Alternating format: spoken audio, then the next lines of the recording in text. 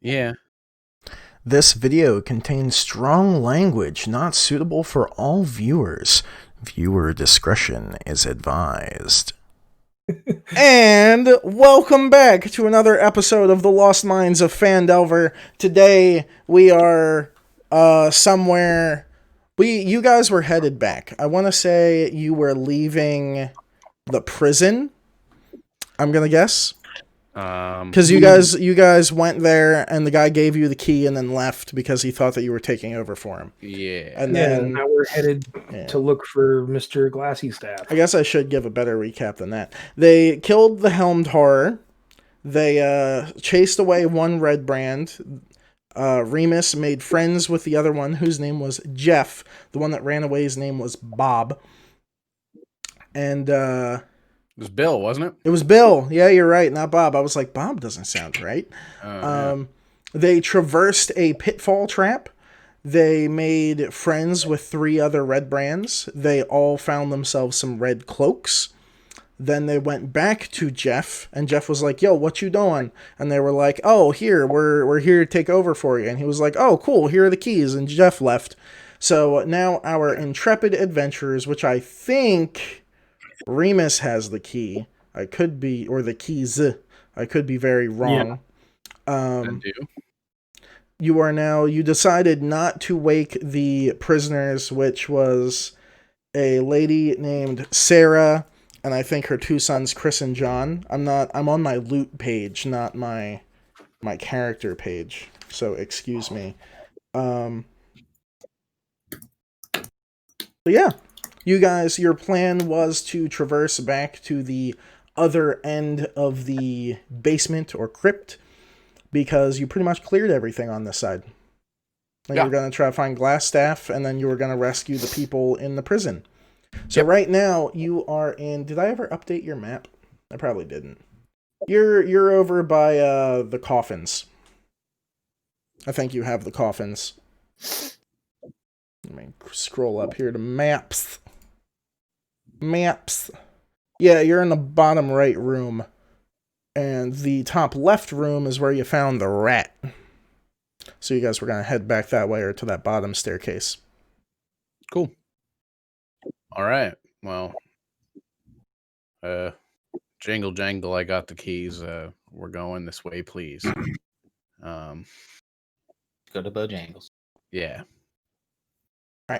So you are headed back through the armory, back to the chasm room where you found the Nothic. That's true, Chris. That's what we are doing. These are big facts right here, buddy. All right. So you travel through the armory. Wasn't there another room in the room with the barrels? There was. That's where the jerky and the black powder keg was. That's where you made friends with the other 3 red brands that left for patrol. Wasn't there... No. Yeah. Wasn't there stairs there? There were stairs that went up to the kitchen.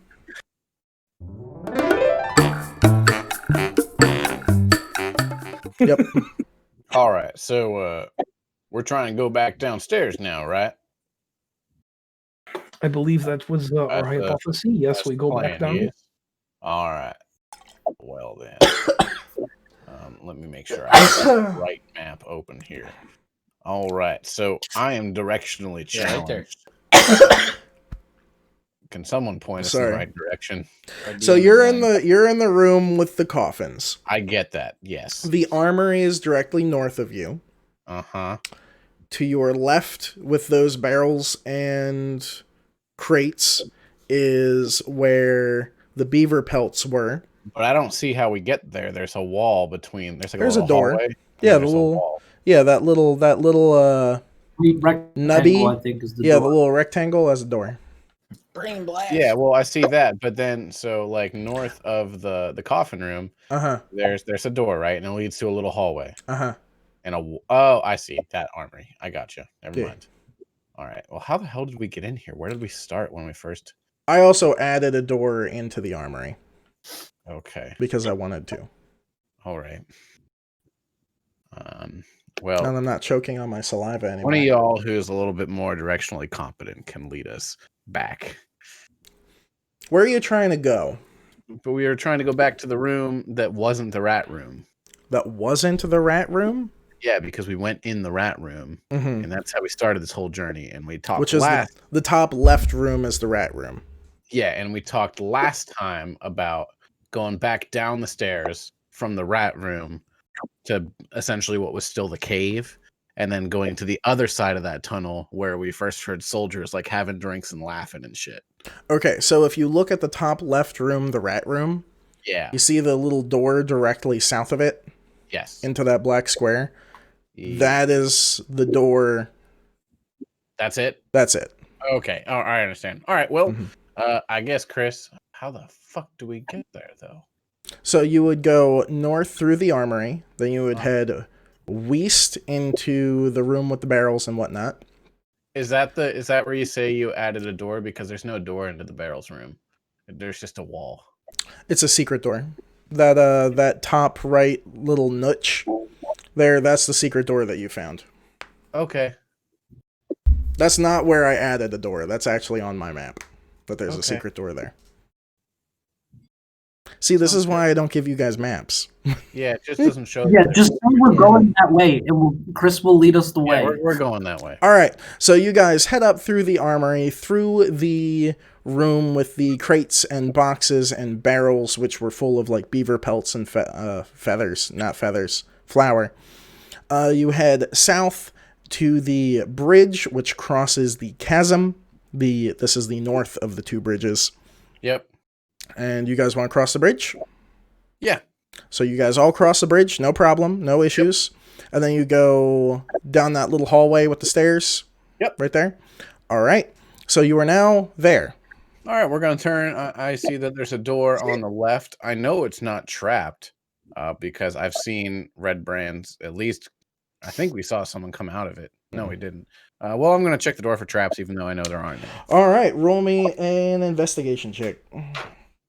It's 17 plus my modifier 21. 21. The door is not trapped.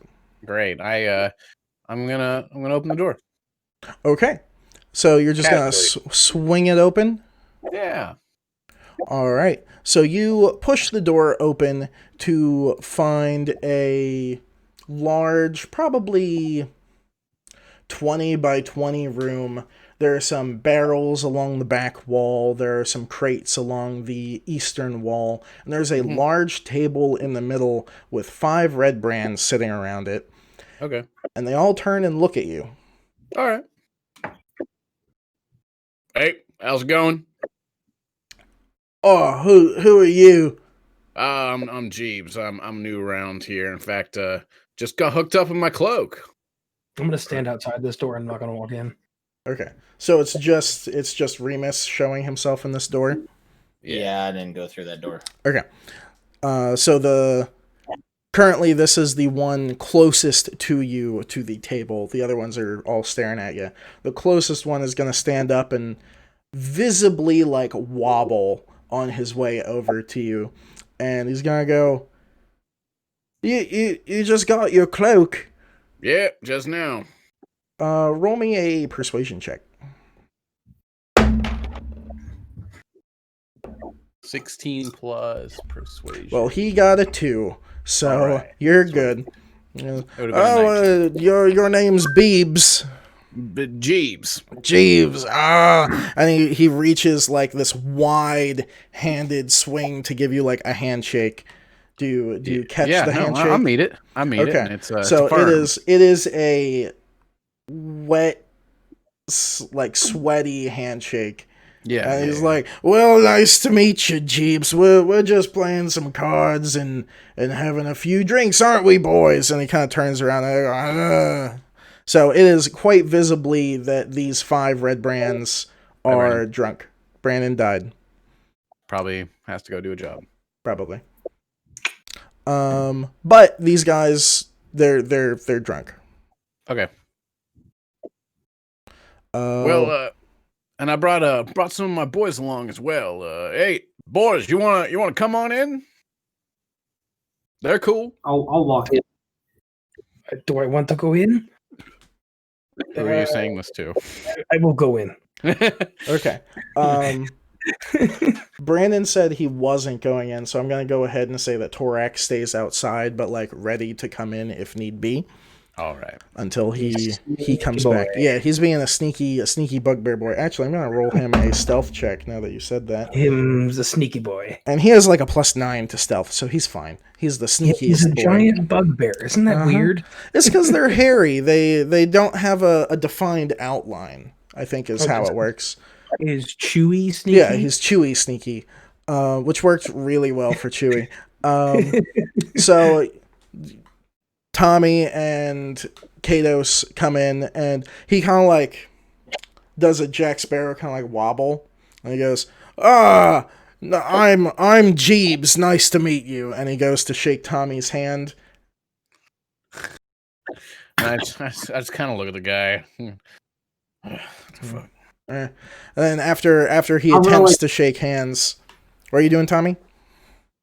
Well, I'm gonna like do a double take. Like I just heard Remus say I'm Jeebs, so I'm like, nice to meet you, sir. My name is Willie.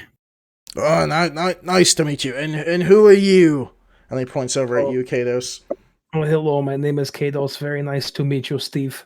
Oh, I like your accent. And he kind of like goes to shake your hand, but he's not anywhere near you. He's a good like 10 feet away, and he just starts like wobbling back to his game, and he's like, well, you boys are welcome to join if you want, or you don't have to. We're perfectly happy where we are.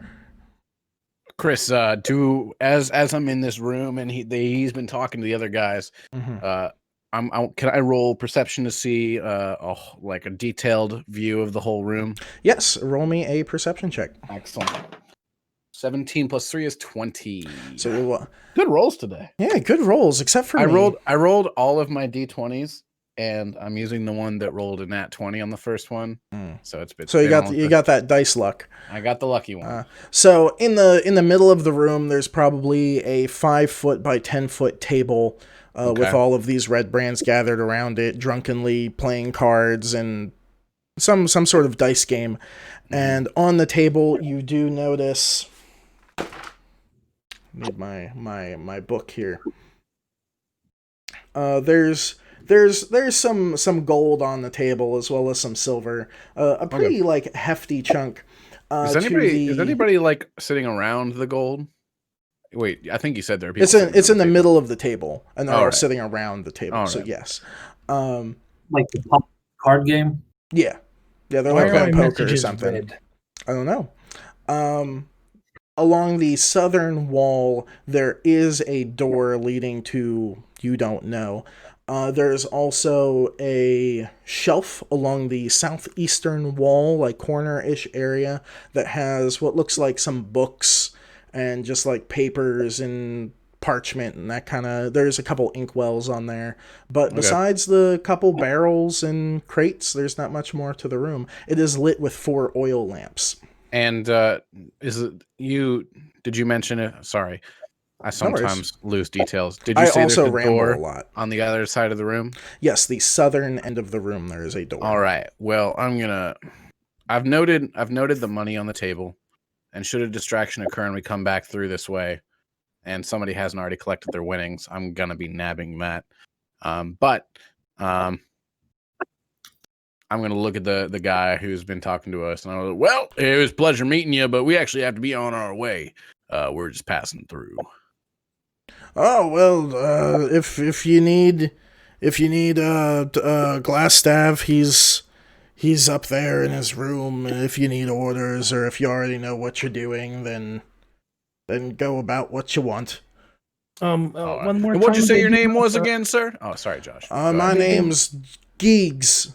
Geegs, all right. Thanks, Geegs. I believe they neglected to tell us where Glassstaff's room was. Should we need to talk to him? Yes. Yeah, he's right up there. You go through the next room, and it's the door on the right. All right. Hey, thank you so much. Hey, Geeks, it was a pleasure meeting you, and I stick out my hand. Just across the hall over there? Yeah, he goes like he's responding as he's going to shake your hand, and he swings a good like foot above it to try to shake it. Not the most coordinated guy. But yeah, it is the rat room, the door to the top right of the rat room. Okay, thank you, Steven. Goodbye. And I'm going to slowly back out the doorway as if I wasn't even there. Oh, so Glasstav's room is that one that we just like ran Ignored away completely, yes. from? Oh my god. Wow, we were so close. Yep. Wow. All right. Well, we're gonna head back out the door then. And Are you closing it behind you? I am not, because I have friends that are trailing behind me. But I'm gonna get out into the hallway. Torak is sitting there in the shadows still. Roll me a perception check to see if you can tell where Torak is. It's a 16 plus 3 is 19. Good You roll. don't see him. What was his stealth roll? 24. Wow. Do I see him? Can I roll for that? Sure. Because I was first out into the hallway. What's I your backed out stealth this bonus, bitch. Josh? I don't know. I just want to roll for it because I was first in the hallway. I'm making a perception check, right? Yes. Yeah. You confuse me, Zach. Yep, that's only an 18 for me. It doesn't do it. Don't see him. So All right. I'm going to look in the hallway and go, Torak, hello, where did you go? He drops down about a foot away from you. He was actually like scaling the wall, Mission Impossible style, like body propped up there. I'm just going to fall. I'm just going to fall on the ground. I'm just going to go boop. All right. He helps you right. up. Tommy, did you follow us out the door? Yeah. Also, Brandon messaged me and said his Discord just crashed for some reason. Oh, good. And it's just Yeah, he sent me a Snapchat. I just opened it. It just says sad, and his Discord's trying to connect. Weird. Yeah. Oh. But so we're all out. Tommy, Dominic, can you shut the door behind you? Yeah, I got you. All All right. right, so you shut the door? So Yep. it seems to me that we've hit just about every room in this place except the one we needed to. So let's go, I guess. So I'm gonna go into the rat room, Chris. I've already checked this room for traps. We've already been there. Yes. So I'm gonna quietly open the door. Okay. Not like stealth roll quietly, but just like I'm slowly opening the door. Okay. Roll me a perception check. Okay. That's 17 plus 3 is 20. My God. All right. You're doing So good today. you notice the room is untouched from when you saw it before. Yeah. However, the rat is staring at you, and he's like on the little center island kind of workbench, just looking at you. Mm-hmm. I'm going to wave at the rat. I was just about to say that. I am also going to wave at the rat. The rat waves back. Really? Mm-hmm. Is the rat Glasstav? I'm going to do finger guns at the rat. The rat looks confused. Okay. Well, we were actually hoping in for some orders. Hoping. I say it to the rat. You say it to the rat? The rat cocks its head to the side and runs away. Why are you talking to the rat? I was hoping that maybe it would talk back. I was thinking maybe Glasstav was some sort of like animagus situation. I don't know. I think you need your head checked, and I'm the crazy one. All right. Well, Chris, I'm gonna walk up there to that door there on the right. Okay. And first, I need to stealthily check it for traps. All right. Roll me a stealth check and a perception check or investigation check. Stealth is a 23. Okay. Investigation is a 16. 12 plus 4. It does not appear to be trapped. Okay. I'm going to knock 3 times on the door. Boys, you ready? Me saying is Zach, not as Remus. I mean, we are I'm gonna whisper this. We are disguised. What could he possibly know? Yeah. We look like we are new here. It's fine. Yeah. I knock thrice on the door. Okay. There is no response. I knock 5 times on the door. A little harder this time.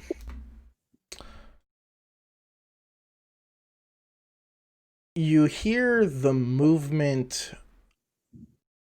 It sounds. Roll me a perception check. 15. 15. It reminds you of the noises the Helmed Horror made when it was walking towards you. Really? Mm-hmm. Interesting. Okay. Remus is not fazed by this. Okay. That's all well and good. All right. Well, he's moving, so I wait. Okay. Do the footsteps sound like they're coming closer to the door? They are coming closer to the door. And about right. 10 seconds later, the door opens, and you are met with a very similar sight, except this is a large suit of armor with internal green glow, with a dark green flame wreathing over its plate body and out of all of its cracks and crevices that it could. And you see, as it pushes the door open with its left hand, it holding a massive battle axe with its right hand. And it pushes the door fully open, and its head slowly cranks down and looks at you. I feel like we get a surprise round for this bullshit. Well, yeah. If we attack on sight, Chris, in my super fast perception. To attack on sight. Well, wait, hold up. We're gonna. No, wait. You're attacking now? I'm attacking now. No, oh, dude, we were gonna talk. No. It looks like the last. That might thing. not be Glassstaff. That might be his like bodyguard. I don't think it's Glassstaff, but This is Glassstaff's bedroom. Why would you have one of those in your bedroom? He might have a bodyguard. I don't think his bodyguard seems very nice. Open the door for us. So all you can see, Kados, is an arm. Oh. Just a metal plate arm with a slight fiery glow to it. Well, I already said it. I'll roll with it then. Yeah, I already said. I said, well, we were hoping for some orders.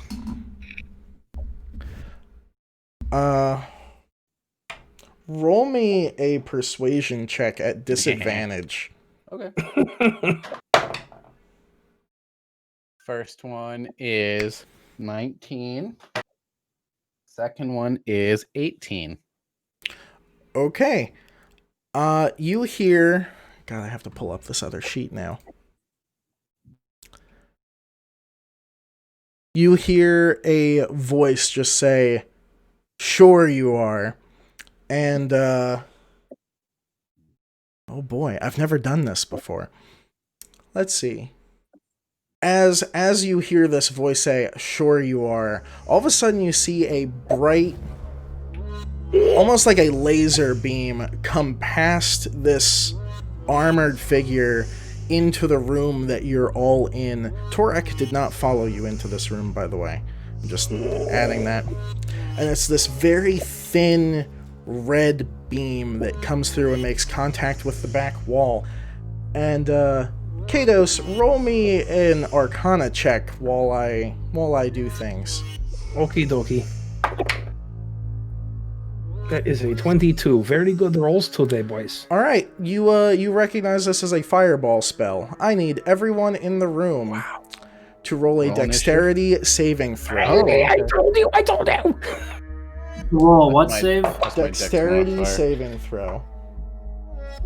I got a 16, Chris. Crap. Give me 1 First roll second. today. Sounds like an important one. I want to die, because I might die. First roll of the day, boys. Nat 1. Ooh. Okay. So... Which sucks, because I have a nice modifier, but it don't matter. What is the saving throw against? Spellcasting is it modifier. Okay, it's not just a normal DC 15 throw. No. So... Give me numbers. I got a 13. 13, okay. 16. 16, okay. And Nat 1. You got a nat 1. All right. I'm dead. I'm accepting it. I'm dead. So well, I don't. Does a critical failure or success No. matter on a saving throw? No, it doesn't. You're good. So Tommy, you take 28. Wait, do I add my? Do I add the modifier on a saving or no? No. So you just fail.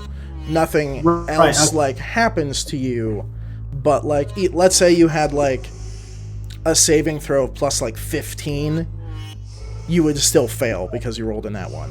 So Okay. you take 28 fire damage. And what did you get, Kados? 13. 13. You also take 28 fire damage. Remus. And I got a 16. Remus, you take whatever half of that is. 14. 14 fire damage. 8 fire damage. Mm-hmm. I'm on the down. I'm at I'm 1 on the HP. ground. I'm on the ground. You're at 1 HP. You're unconscious? Yeah, I was at 15 at the I'm end of dead. that. I'm unconscious. I am dead. Oh. I can use my strength of the grave to roll Yeah. instead. Kendrick, but what are you at? I have 8. I'm gonna use got that. it. I'm gonna use my strength of the grave. Okay. Oh, we got. Go ahead and roll me a thing. I don't know how it works. It's a charisma saving throw. So you can make a charisma saving throw. DC 5 plus the damage taken. I can't pass that. What? That doesn't make any What? sense. Like if Isn't I just took radiant- 28 damage, I would have to. Yeah, that doesn't make sense. I'm gonna say roll me. Just roll a d20 and tell me what you Here we get. go. 28's a lot, man. Okay, I is. got a 14. Like, I'm just gonna say you blind- pass because I that passed. that doesn't seem right. Like, what's the point of that ability if like you get hit by dragon fire? I don't know exactly. Like Yeah. that doesn't make any sense. Maybe All right. we're reading it wrong. We should ask Curtis about that at some point. We will. So everyone, roll me initiative. Okay. 12. 13.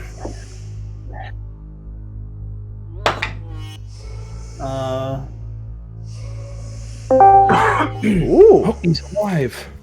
How bad does this sound? Not good. not terrible though. It's okay. Sounds like you're in a car. You're here in time enough for us to die. Yeah. We're dying. Everybody's under 10 So HP. my desktop Discord will not work. Will not work. Have you uninstalled? Well, there's multiple people on Twitter saying reconnecting, reinstalling does not help. Oof. Well, Like, we're rolling is initiative. this happening right now? Like, Discord's being weird. Yeah, like it's Twitter's. I mean, our This connection's is pretty seconds shit ago. right now. Yeah. why is my mouse not working? Why can I not scroll? Have you tried scrolling? Oh yeah, it's just not working how it usually does. I think D&D Beyond broke itself. Oh, there it goes. Just had to refresh it. So, Brandon, we are rolling initiative. The rest of your party just got hit by a fireball spell. There is a Helm Horror in front of Remus, and you are in a different room. Only like 15 feet away, though. And I didn't get hit. You did not get hit because I didn't have you enter the room. Nice. Also, just pointing this out, who has the Staff of Healing? I do. Just giving that a little reminder. Nudge, nudge, wink. Little nudge, nudge, wink, wink, because I'm pretty sure it can use, I don't know, mass cure wounds. It can do But, that. Yeah. So, Remus, initiative, please. 12. Reem is 12. That camera. Josh and I are both at 1 HP, Brandon. That camera looking good. It is. Pretty decent. Kendrick. 15. Okay. Josh. A 13. And Brandon. 6. Did you add your initiative modifier? Yes. Oof. All right. So His it actually fireball did 28 damage. fireball. Fireball. Mhm. That's even scarier. It's a big ball. It is a big ball. That being said, in a resounding swing of fate, Tommy goes first. Wow. Well, I mean, technically I died, so. You did die, technically. Tommy, what do? So, all we can see is the Helm Horror, right? Yes, you being in the room, you can see probably half of it from your current vantage point. You could move to the northwest corner of the room and get a clear shot on it, and you would also be able to see into the room. Yeah, I'm gonna move so I can see what's the room and Okay. have like that clear. Okay, so you move onto the other side of the like workbench area. Are you looking to see if you can see into the room past the Helm Horror? Yeah. Roll me a perception check. Josh, you were right. We should have attacked it. Yep. You guys are logging all the good rolls because I just rolled a nat 1. Good. Why don't you go buy your own set of dice? Dude, you don't see when I can anything. afford. Yeah, it's All a right. it's a pretty dark room in the background. You can see like a little into the room, but it fades into blackness from the incandescent glow of this green helmed horror that is looming over your friend.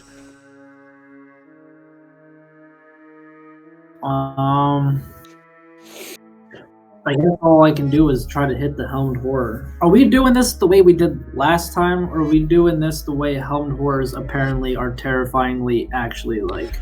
So how I did the helmed horror last time is I boosted its HP to like plus 75%. So you basically fought it like it was supposed to be made. So we're fighting it how it's supposed to be made and not the weirdly buffed version that I made it. I didn't know if we were gonna like just entirely lose. All right, yeah, I'll take a shot at said. All right, Helmed Horror. roll me a shooty shoot roll. A pew I'm gonna roll pew. on this A side. pew pew, if you will. All right, that is a 23. That hits. A 23, that does indeed hit. Go ahead and AC roll is me 18. damage. Right. And then my damage is 9. 9, alright. Pew. Pew. So, as you're trying to peer through the room and all this is this massive suit of armor in the door, you decide to shoot at it and you fire and you hit it like square in the sternum, and you can actually tell that the bullet went through the chest piece. Doesn't seem to have that much of an effect, but it definitely did some sort of damage. Okay. And that brings us to the Helmed Horror's turn. Not good. There's a thing that shot it, and there's a thing directly in front of it. So it is going to swing at our good friend Remus. Fuck you. I'm at 1 HP. That Bye-bye. is Bye-bye. a 14. Doesn't hit. Doesn't hit. Alright, so AC it 17.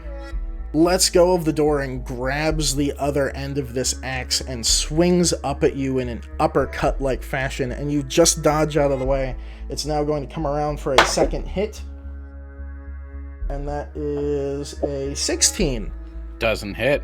Oh, so it misses you with the first one, and this time it comes straight down, and you just take a little hop back and just avoid it. Kind of tickles the front of your nose a little bit. And that will bring us to Kados. So the Staff of Healing requires attunement, and I've Yeah, never I'm done skipping that. that. You're skipping it? Yeah, I basically edited the item and I didn't send it to you. Also, you're supposed to be a druid to be able to use it.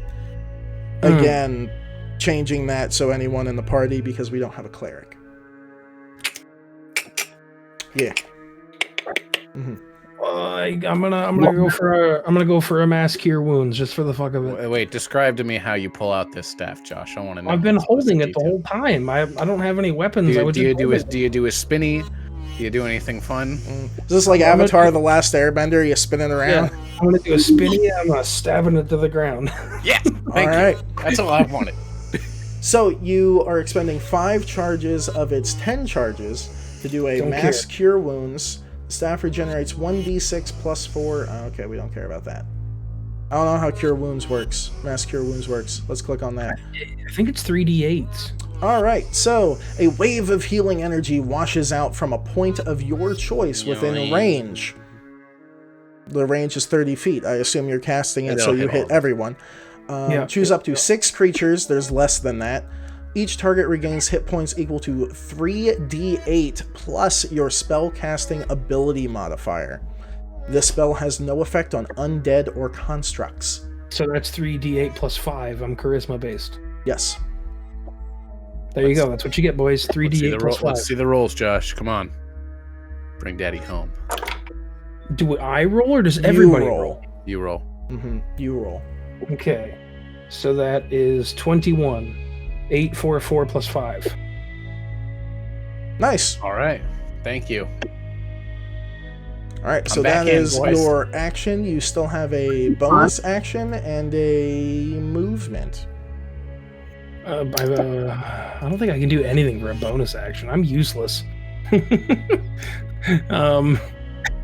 Oh shit. You could change weapons. No, I'm gonna run like 10 feet back. All right, so you back up into the hallway with the stairs that you passed before, and you notice to your right is... Not that far, just like the back of the room. Oh, okay. So you move to the western end of the room, and to your north is your good friend Tommy. And I just want to make some distance, man. Yeah, there's a good, like, 15 feet. Let me check the map so I'm not lying to you. That'll do. Yeah, it's like 15 feet. That brings us to Remus. Hey, so I'm feeling a little rejuvenated. The thing here feels me, and I go, yeah, and I bring out the daggers with a little flourish. And I, Chris, am first going to try to use my insightful fighting. So it needs to make I make an insight check contested against its deception check. Okay. Oh, buddy, that is gonna be a nat 20 plus 2. A little bit of morning wood. You gain advantage. Woo! You beat it. Alrighty. So, and I gain advantage, and I get to use my sneak attack. Oh wait, it has advantage. I mean, even so, you still, yeah. All right, I get to use my sneak attack. Alrighty. Excellent. So, I'm gonna go to attack it with my first dagger, Chris. Okay. And that is going to be a 24 to hit. 24 does hit. Nice, cool. And then, so with that dagger, it's what, 1d4? Maybe. So yeah, I believe. Let me look. Dagger. Where are my fancy daggers? Here they are. Cool. Oh yeah, it's 1d4 plus 6, so that's 10 plus 2d6. 4 and 2 is 6, 10, 6. So with the first dagger, just 16, Chris. 16. All right. So you swing up. Where did I put it on the sheet? I'm going for the neck. I'm gonna say that. Okay. So you swing up towards the neck of, well, where the neck would be on this Helm Horror, and your blade passes through the incandescent green glowing flame that is in this, and little wicks of flame fly out from the back of its neck. It doesn't seem to like it. Okay, and now I'm going to go for my second attack roll on my left which dagger. I will say, I don't believe you have 2-weapon fighting, so you do not add your ability modifier to the hit or damage. I do have 2-weapon fighting. You do? Okay. Yes. Because I couldn't find it. I have it. It's right in my actions. Really? It's the first action, or the third action. 2-weapon fighting, you're right. I overlooked it. So yeah, go for it. Okay. Yeah. Okay, so that one is going to be a 20. 15 plus That 5. Will miss. Okay. Well, I swing at it with the second dagger, and I fucking miss. Yep. What level are we? You're level 4. 4. What do you want from me? Anywho, does that end your turn? Are you going to leave? No, that ends my turn. All right. So you are still standing in front of this Helm Horror. That brings us to Torak. So Torak, you are, which you don't need the map pulled up, I'm just saying if you do. You're in the hallway directly south of the top right room. The Helm Horror is probably 20 feet from you. What would you like to do? I rage. All right, so you go ahead and rage. Are you going for the tail and the mandibles? I don't have 2 attacks. Well, does he see me? Because I'm in a different room. No, he wouldn't see you. Does that constitute a surprise attack? No.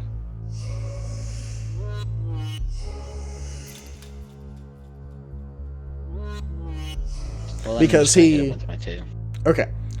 Surprise attack is if... Can you explain that? Because... Yeah, so surprise attack is if the enemy isn't prepared to be fighting, or if... which I haven't decided if we're using flanking rules or not. If you are flanking, sometimes that can be a sneak attack or an advantage attack. But since he is already engaged, he knows that there's enemies in the area, so he isn't surprised. Hey, Chris. Yes.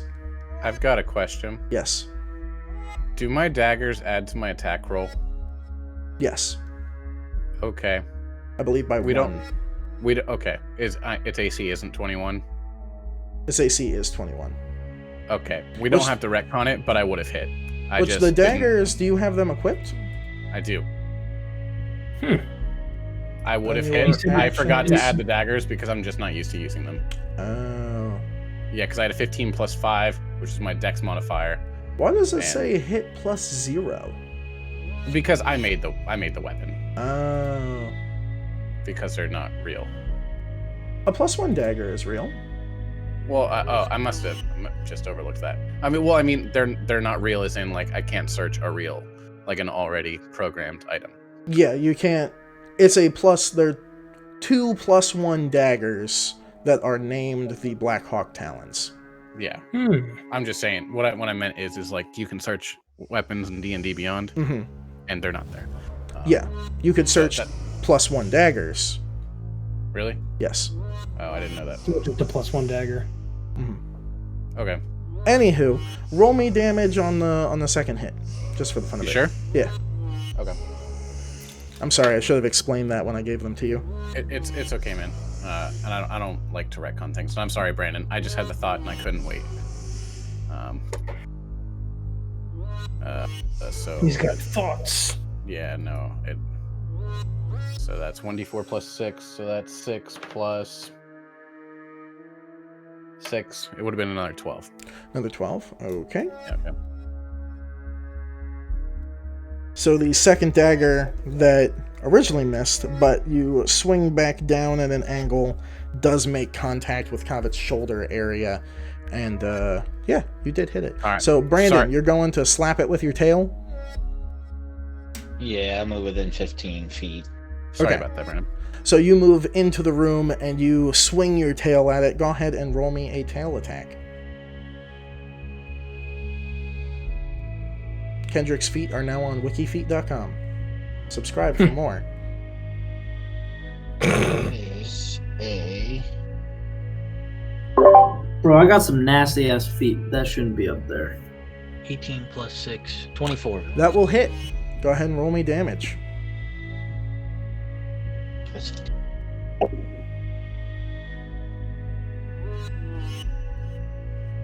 That is +4, so that is a 12.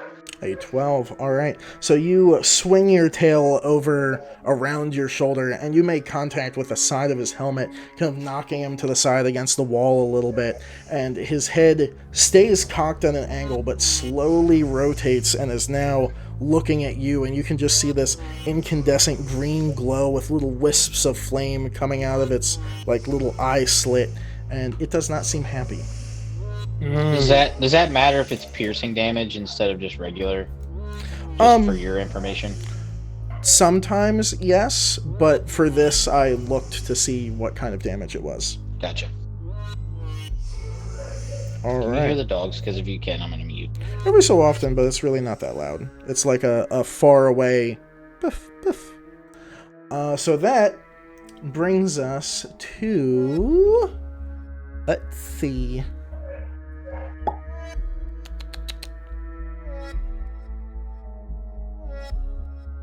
So, from in the room,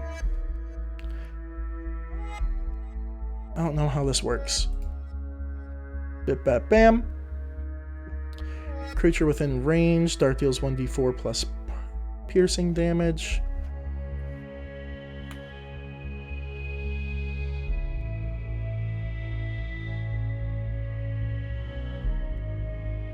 Do they just automatically hit? That seems broken. Some things automatically hit. You don't get like a save or anything from it? Huh, magic missile. You create 3 glowing darts of magical force. Each dart hits a creature of your choice that you can see within range. Dart deals 1, blah blah blah.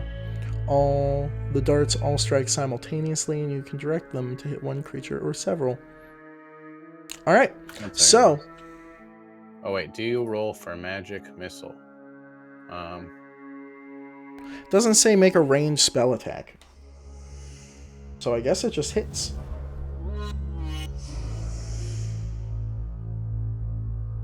Yep. Alright, so, considering that you are the only one it can see, And me. it can't see you. Well, the Helmed Horror can see you. The thing shooting this magic missiles cannot. Gotcha. Alright, so, Zach, you take...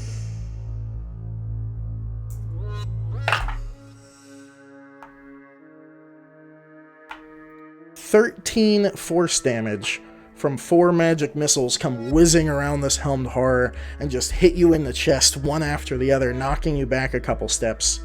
I was about to ask, does it knock me back? It does. You're still within melee range of the Helmed Horror, if you were wondering. Cool. And that brings us back to the top, which is Tommy. Alright, well, I'm assuming I just witnessed these random missiles come out and freaking pulverize his chest. Can I look to see, I guess, again, if I can, or Roll do me I see a this perception check at advantage, because you can see the direction they came from. Come on, 2 nat 1s!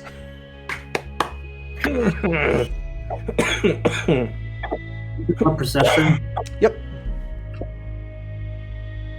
Oh, I got a nat 20, finally. Nat yeah. 20. Alright. So, as these 4 bright flashes of light come out of this room, you can see in the distance of this room, about 20 feet back, there is a figure in a dark cloak with a hood that's holding out a staff, and the top of it glows with each eruption of this magic blast that comes out of it and flies around the Helmed Horror and hits your friend, Remus.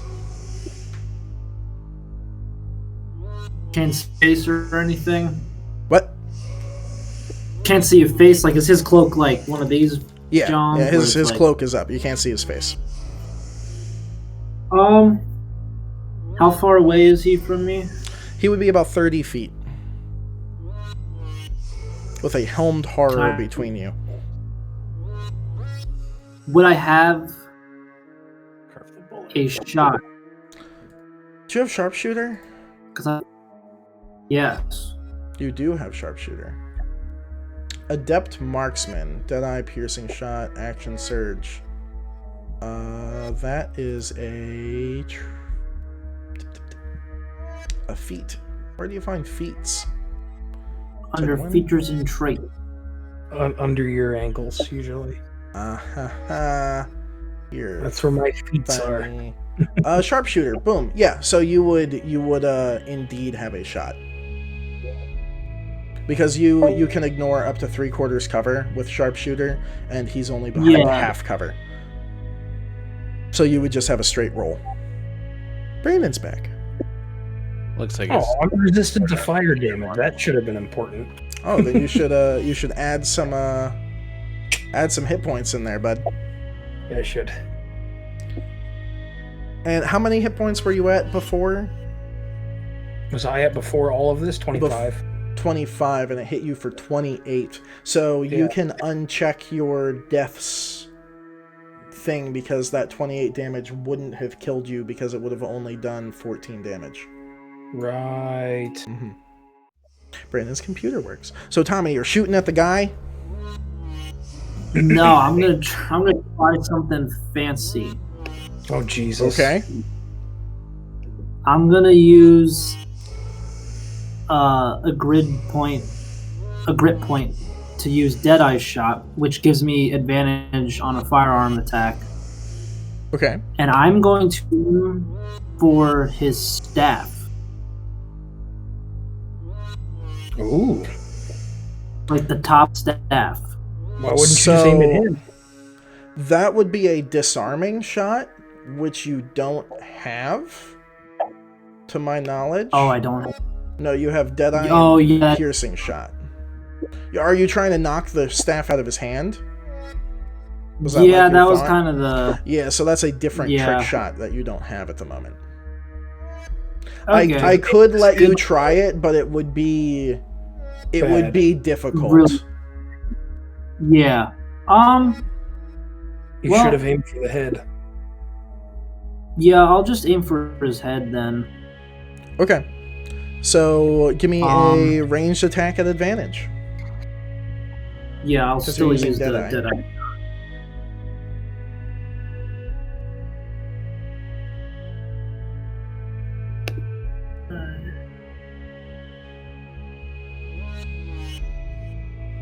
Oh my god.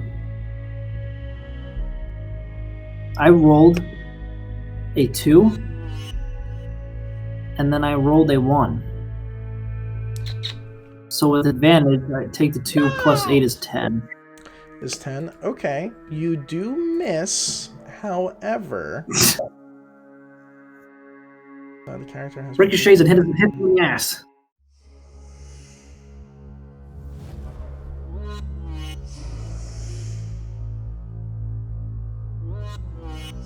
I'm pretty sure that misfires.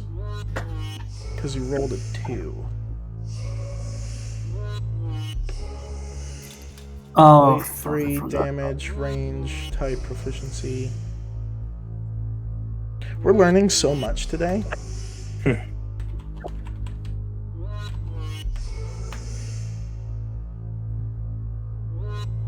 Dip, dip, dip, dip, dip, dip.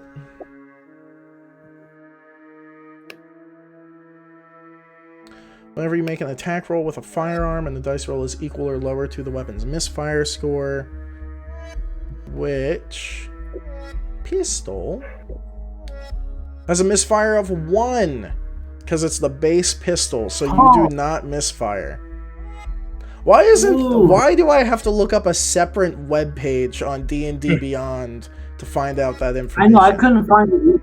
Yeah, so I couldn't see it on the... make a note somewhere that nat 1s are misfires, so that way the next time I'm like, I think that misfired, you can be like, no, it didn't. Yeah. So you do fire out into this darkness. You cannot tell if it hit or not because you shot into a dark room, but you didn't blow your hand off, so that's good. I did. Yeah. That's great, dude. Yeah. So does that end your turn, or are you moving?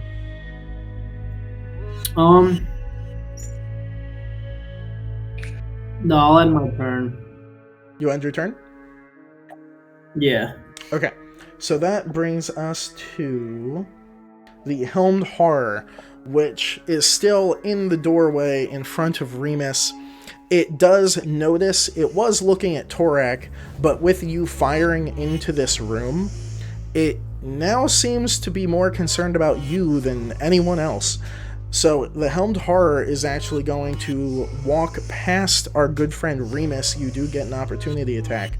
It's going to shut the door behind it and move up to Tommy. So Remus, give me an opportunity attack if you elect to do so. Yeah, I'm gonna. Okay. I forgot about the other guy right in my face. 16 plus 5 plus 1 is 22. That will Real hit. quick. Yes. Before it goes any further, opportunity attacks, while we're on the subject, is that when he's not looking at you, or it's not looking at you? That's if it moves outside of your melee range and you have a reaction available. Gotcha. Okay. It hits. It hits. Go ahead and roll damage. Okay. That's 4 plus 6 is 10. 10? Alright. I keep losing where his hit points are. That was max damage for that roll. Woo! Yeah. So I also have opportunity attack. That's why I was asking. Just curious. Okay. So it walks straight past Remus, and Remus gets a dagger up under, like, where its ribs should be. And this dagger definitely made contact with the spiritual energy or whatever this creature is made of, but it seems so transfixed on Tommy that it just does not give a shit. And it's going to make 2 rolls against Tommy. That is a 17 to hit. Fuck, that hits. That hits. All right. Yeah. Not a good day for you, boys. Not a good day. I feel that. You take, so that is 11 slashing damage as he brings this great axe across and just cleaves across your chest, ripping through part of your armor. And it doesn't cut you in half, but it definitely hits like flesh. And you can see my chest now. Yeah, you just wanted to give it some fashion. And now it's going to swing the axe around its head and come down for a second swing. That is a dirty 20 to hit. Yeah, that'll hit. All right. Boys, I might be... Oof. That is an 11 to hit. Or 11 damage, not to hit. I'm still alive with 7 hit points. 7 hit points. That's better than 0. So that will end the Helmed Horror's turn as this figure is looming above you. That brings us to Kados. I'm gonna sprint towards the door and open it. Sprint towards the door next to Remus. The door, It's already the door open. That it came out of. closed. It closed the door behind it. Oh, I missed that. I'm sorry. Okay. You open the door. What do I see in there? It is dark. You It have hasn't dark even been vision. 6 seconds. Roll me a perception check. Rounds of combat or 6 seconds, homie. I mean, it was 19. dark in the room before he closed the door. 19 on the perception check. Okay, and you have dark vision. So within this door, Enhanced dark vision. you have enhanced dark vision. So to be fair, the room was dark before, and then he closed the door. So that's why the room is dark. But you have Yes. dark vision. So, in this room, it is probably about 20 feet long by 15 feet wide. There is a bed along the northern wall. There is a desk with strewn parchment, pages, books, and a few potion bottles laying like on their sides. They appear to have been used. And at the other end, halfway through a door, looking at you, is a hooded figure in a dark black cloak holding a staff. And you can make out the facial features. It's a probably 28-year-old male with... Can you see colors in dark vision? You point at him. Okay, you point. I point at him and I cast Hellish Rebuke. Is his staff made of glass? That's all I want to know. It is. The tip of it is. It is? Uh-huh. So if Kendrick could hit that with a bullet, would it shatter? Maybe. Hellish Rebuke. I'm casting it on him. Point a finger at a creature that damaged you and is momentarily surrounded by hellish flames. The creature must make a dexterity save and throw. It takes 2d10 fire damage on a failed 3d10, save. it's a second level, so it's 3d10. But it already happens at second level. So and when you cast this spell at a second level or higher, it increases by 1d10. That doesn't make any sense. It's a second level spell. You can get it at first level. Okay. I only get it at second level. Okay. So it's 3d10.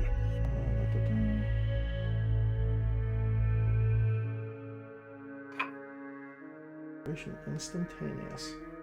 Cast time 1 reaction, which you take in response to being damaged by a creature within 60 feet of you that you can see. Can I not do that then? You cannot use it as an attack. Something has to hit you, and then you use your reaction to use it. I know he hit me. He hit you 2 rounds ago. All right, then we're going for the Witch Bolt at second level. All right, so again... And you know what? I'm going to go ahead and use that... Again, what? Do you make a ranged, or does it just touch him? Okay, ranged spell attack. All right, give me a ranged spell attack. Are you doing that at second level? Yeah, second level. All right. 22. 22 will hit. Money. Second level. What's second level? I always forget. Second level is it's 2d12. Yes. What's my d12? 2d12 plus what? Nothing. Just a spell. So that's 19 damage. 19 damage. So as you kind of point and then reach your fingers out in like a Palpatine motion, and lightning just erupts from your fingertips and connects you and this being, which you theoretically speaking you assume to be Glassstaff, and he falls to the ground in a kneel, and it does not knock him unconscious or kill him, but you can tell it definitely did a chunk. He's not moving? No, he's moving, but it definitely hurt him a lot. Oh, I thought you said he's on the ground. Yes, he's like kneeling. That's why I said he's kneeling and not incapacitated or unconscious or dead. Right, but he's not actively running away. He's not actively running away, no. Got it. All right. My turn, I believe. So that brings us to... Yes. All right, cool. So first I'm going to start with the bonus action. I'm going to go ahead and shift. Okay. All I do is gain 5 temporary HP. And for now. So, huzzah. There you go. 5 HP is better than no HP. Yes. Did you skip me? So... No, because you hit him with your tail. Yep, but didn't Remus attack again? That was his opportunity attack. Yeah, that wasn't my turn. Yeah. All right, so I see Kados. He goes in this room, and I start seeing things like lighting up in there from his spell. And I'm just gonna, I'm gonna shift, and so all of my features are just gonna get a little bit more pronounced. My hair's gonna grow out of my face a little bit. My, my fingernails get longer, and my teeth also get longer and sharper. Like, what the fuck's happening? Yeah, exactly. And I am going to start to run. I'm going to start to run into this room. You are in the doorway, so you can easily make it into this room. So I'm gonna run for an attack. Okay, so you're making a beeline towards this guy in the back of the room? Okay, so you have a movement of 30, right? Yeah. Yeah, you make it there. Okay, so I guess just for drama's sake, I'm going for this attack like out of the sprint. Like I'm gonna sprint into him with this dagger. Okay. And my first attack roll is going to be a 19. 19 will hit. Excellent. Okay. And just for funsies, can I roll my second attack roll just so I can do the damage Sure. all at the same time? All right, cool.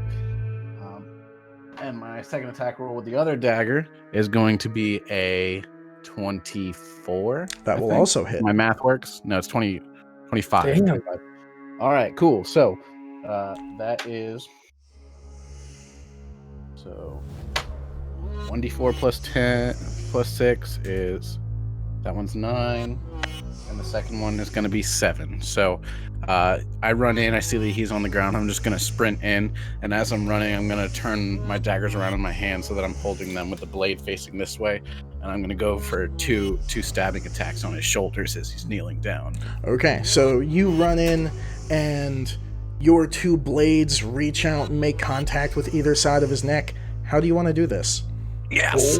All right. So I take the daggers, I run in, and I go, and I just put the daggers down as deep as I can, and then with all the strength that I have, I'm gonna rip them apart.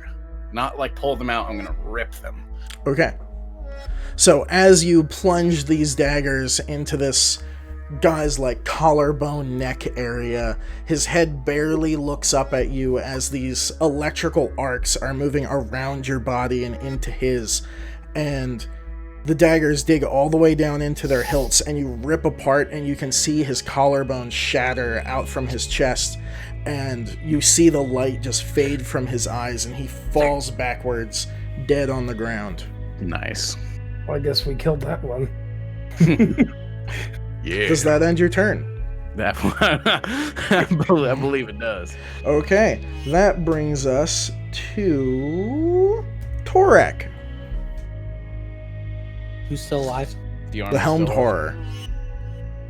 The armory boy. I'm Oh, I gonna guess the smack it with Helm my Horror- tail again. Smack him with your tail? Alright, roll me a tail slappy. I'm gonna pee. Alright. –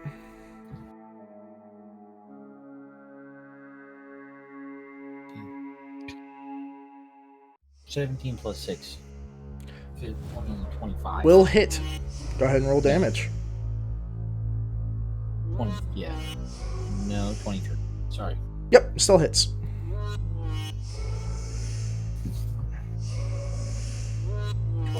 Not a 20. I should add groovy to this Discord so we can have music. 8 plus 4, 12. Again. 12 damage. Alright, nice. Alright, so with this hit, you swing your tail over your shoulder and just slap this thing in the back of its head, and it kind of lurches forward, but it seems uninterested. Does that end your turn? Yeah, I can't do anything else. I'm 15 feet away, so hopefully I'm out of melee range. Yeah. So that brings us back up to Tommy, who just got slapped twice by a big old axe. Yeah, I'm hurting. You can see my chest fro probably, you know. You said when Torek hit him, he was not interested. Yes, Do you as mean in, like he didn't care.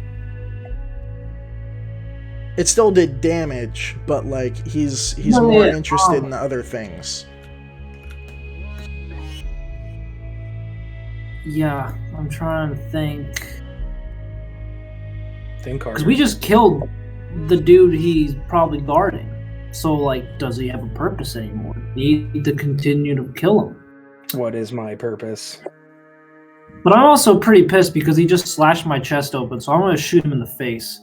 Okay, go ahead and roll me a ranged attack at disadvantage because he's within melee range of you. Oh shit, he is, isn't he? Mm-hmm. You know what?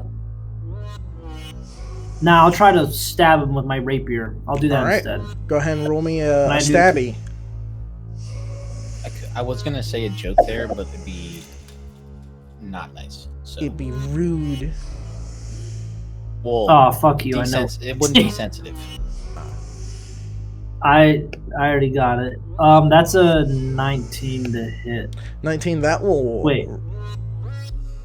Yeah, 19. Sorry. So as you put your gun away and you'll pull out your rapier and you go for a stab and it just bounces off the chest armor and slides under this thing's arm. Did not have any effect. It makes a boing. Goes sound. boing. Fucking. You're having a bad night, man. So that brings us. Oh, do you end your turn, or you? Well, if I walk away, he gets an opportunity attack, and I'm already almost dead, so I'm just gonna face death, I guess. You could Okay. disengage. Well, that's an action. That is an action for him. Yeah. So yeah, I'll just end my turn. Oh shit. Okay. So It can't kill you. Like it can knock you No. down in one attack. But Yeah. So that brings us to. I need to cross out Blaststaff because it keeps confusing me. That brings us to the Helm Horror's turn, which, as you kind of doinked him in the chest, he is going to go ahead and make 2 swings at you with his axe. That is a natural 20. fuck. No. This is also like I'm Yeah, I'm not that raged doesn't hit. anymore Why aren't you doesn't hit, raged don't anymore? worry. because it's 10 rounds of combat. That's not how 10 rage rounds. works. 10 rounds as in Full you round. get 10 Full round. You get Gotcha. 10 Yeah. turn.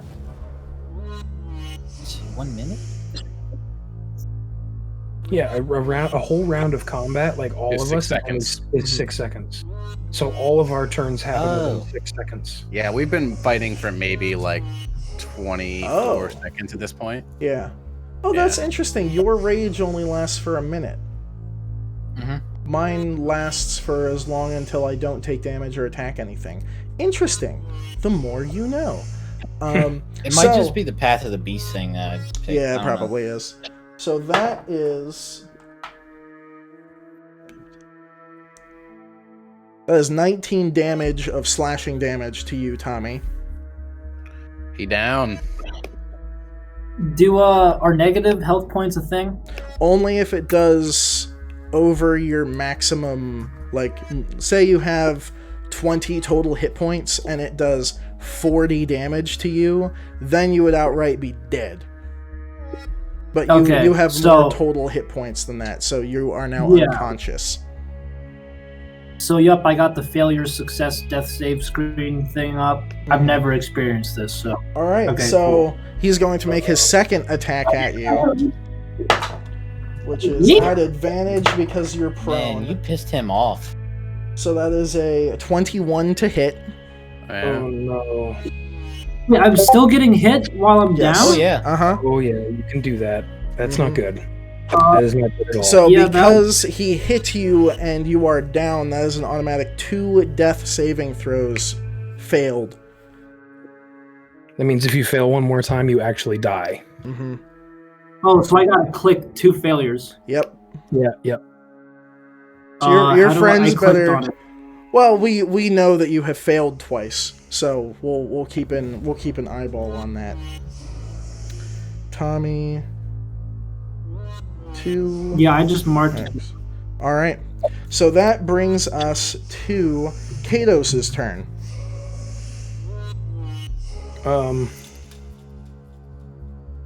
So the dude's dead. Yes. Okay. I'm going to run back into the other room and deal with this Helmy boy. Okay. I thought you were gonna say I run away. I'm done. Goodbye, guys. See, guys, that shit was dope. So as you run back into this room, you can see this Helmed Horror just bringing an axe down on the other side of this workbench where Tommy previously was. Uh-oh. Oh, crap. What does the staff even do? I don't think Cure Wounds gets you up from dead. It does. It does? Because anything that heals you gets you up from... I have to touch him. And if I use Mass Cure Wounds, that's the end of the staff. It's over. For the Let's go. day, it's over. Oh, it comes Does it back? crumble if it reaches? On a 1, the staff vanishes in a flash of light, lost forever. So That's it. It's gone. Yeah, so you have to touch him. Dun, dun, dun. Unless you want to just use another mass cure wounds and be done with the staff forever. That sounds like a bad idea. I'm gonna go ahead.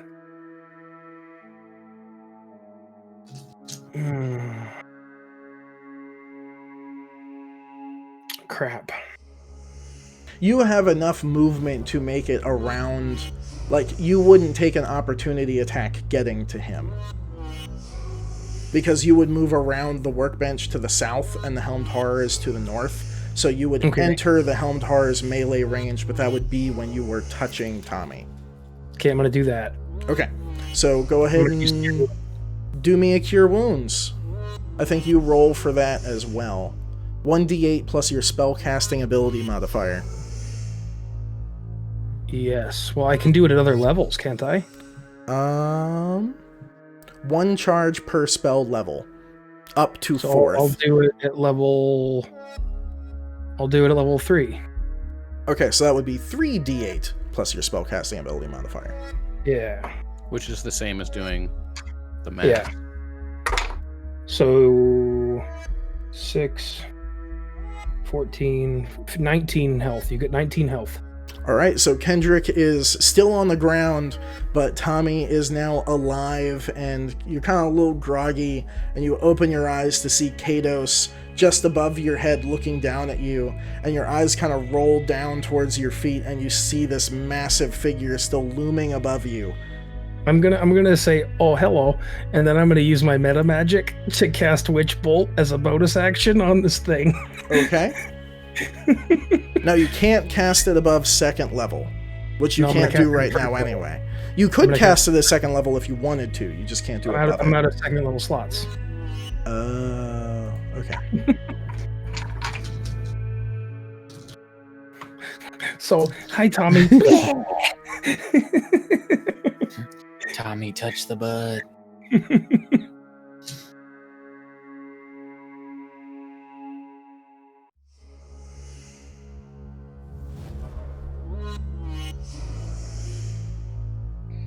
Are you ready, Chris? I'm ready. Oh. I didn't know if we were waiting for something. No, I was just reading. It was like a I'm very sorry. intense I was like silence right there. Yeah. Okay, I'm gonna roll the hit then. Okay. That is a 21 to hit. That will just hit. Thank the titty. Thank the titty. Thank you, Titty. And that's not plus anything. I'm still getting used to the spells. That's just 9 damage. 9 damage. 9 damage. Okay. So as you revive your friend and look up and release this electrical zap of energy to this Helmed Horror, it arcs through all of its metal pieces across plates of armor, and its gaze now comes up from the body of your friend, who is now conscious, and meets eyes with you. It is still alive and kicking. Does that end your turn? I'm gonna say, why do I always have to kill these things, guys? Come on. All right. So that brings us to Remus. All right, Chris, from where I am, I can't even reach this thing and attack it, can I? You're 20 feet in the room. Let me pull up the map. So you're 20 feet, and it is... You would just get in melee range of it. All right. Real quick, Chris.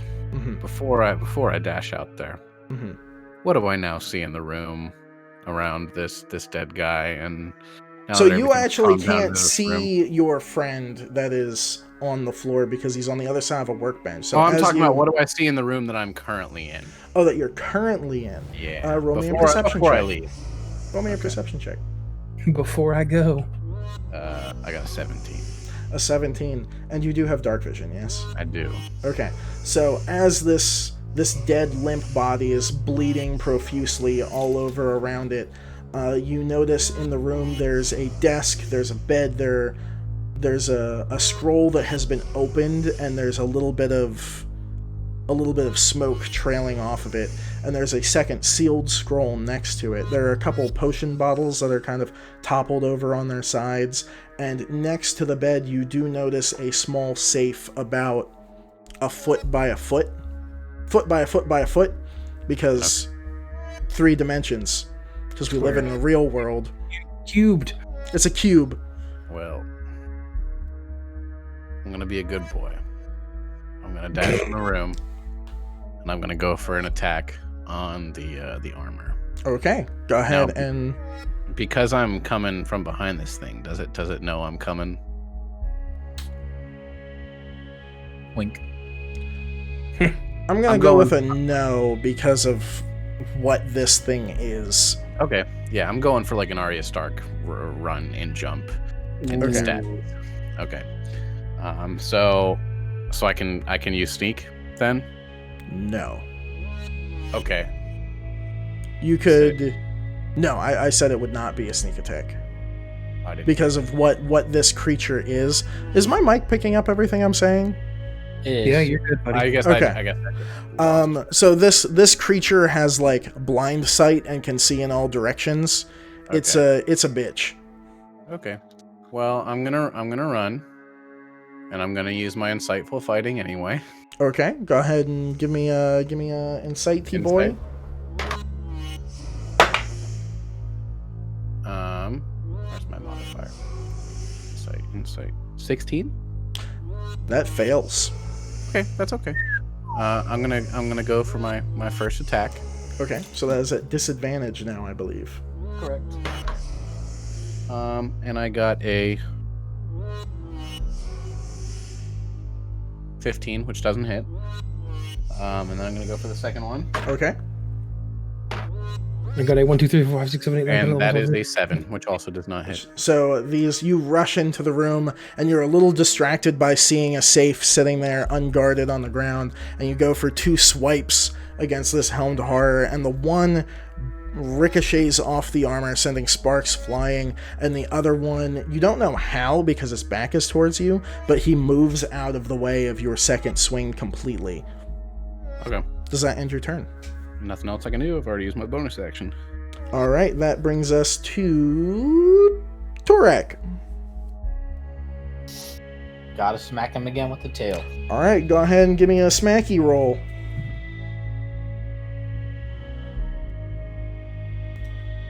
20. 20 will miss. Sad. So with that, your tail swings and just grazes the top of this thing's helmet, not making full contact and not doing damage. I don't like this. That brings us to... Does that end your turn? Are you going to move or anything? No, I'm still out of his melee range, I Mhm. believe, so. All right, so that brings us to Tommy. All right, I'm back from the dead. Mm-hmm. You're still him. Wait, am I on prone. the ground? Yes, you're prone on your Do I have back. to roll? Do I have to roll to get up or something? No, you use half of your movement distance to stand up. So you have a movement of 30 feet. Standing up will cost you 15 of it. I want to stand up, Okay. and then I'm gonna stab him again, or try to. All right, go ahead and roll me a stabby. Hopefully not bedoing this one.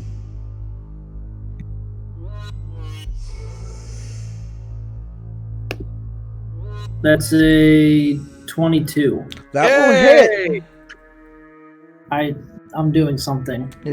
You're doing one thing. You're contributing. And then that's 6 damage. 6 damage. All right. A whopping 6. So you go to stab this thing, and you actually get in its like eye slit and push to the back of this thing's helmet, and it kind of lurches back for a second, and you withdraw the blade with a slight burst of green flame that comes out of its eye socket, and it stumbles back a step. It is still alive, but it looks very rough. Its flame is starting to flicker inside. It's like barely holding together. Alright, well, I did it. I hit him. You hit him, and And now he's going to attempt to hit you again. because you're the closest thing to him. That is a 10. Nope. Okay. And that is a 19. Fuck. Yeah. Yep. Okay. And that is a 13 damage of slashing damage to you. Back to 6 hit points. Here we go. 6 is better than none. That will end its turn as its flame is starting to kind of poof out through its armor plates. It's having a rough time. That brings us to Kados. So I just do my 12 damage. Yep. Here we go. You don't have to roll to hit. You just do damage. I'll drop that die. That one doesn't count. Okay. It's 8 damage. 8 damage. So with that, you kind of focus and push a pulse of electric energy out of your palms into this creature over the shoulders of your friend Tommy. And this time you can see its armor plates around the edges start to melt a little bit. And its flame gives one last explosion, poof, and it falls to the ground and pieces of it starts crumbling to dust. You have slain the Helmed Horror. Like I said, why do I always have to kill these things, guys? Come on. So you are now out of combat. All right. I instantly turn around and I go back into the other room and I'm gonna walk up to that safe. And I'm talking. I guess we should investigate that door that he tried to escape through. So Chris, I'm gonna check that safe for traps. Okay. And Kados, also give me an investigation check. Nat 20, Chris. Nat 20, the safe is not trapped. It is locked. Okay, I'm gonna attempt to lock or picker it. Okay. Just a 16 for me. You know, Okay. kill the guy who probably has the key. What do I do for that? Oh yeah. Sleight of hand. Okay. Well, I'm just gonna go for it. I got a 20. 11 plus 9. So you get your lock picks into this thing and you kind of recognize this safe. It's not like a large one or that fancy of one. Yeah. But you get it in and your lock pick starts to bend a little bit, but you really feel like you have it and you just push a little harder and the safe pops open. Okay, what do I find inside? What you find inside is on a different page. Give me a second. Now, Let's see. Mind right now, I am the only person in this room currently, right? Kados is also in there. Okay. He is slightly preoccupied in looking up the room, which before I go and say what you find, I'm gonna go and direct to his things.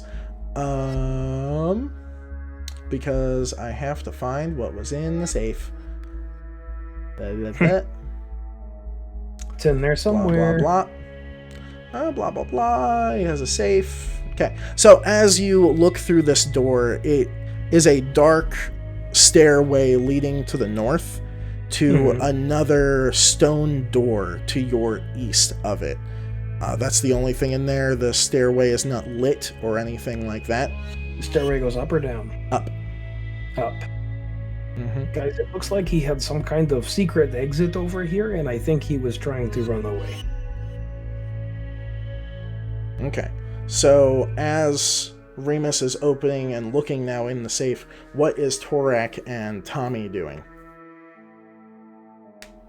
I'm gonna go over to Remus and look at the away. Okay. So Remus would be what were you doing, Tommy? Or no, sorry.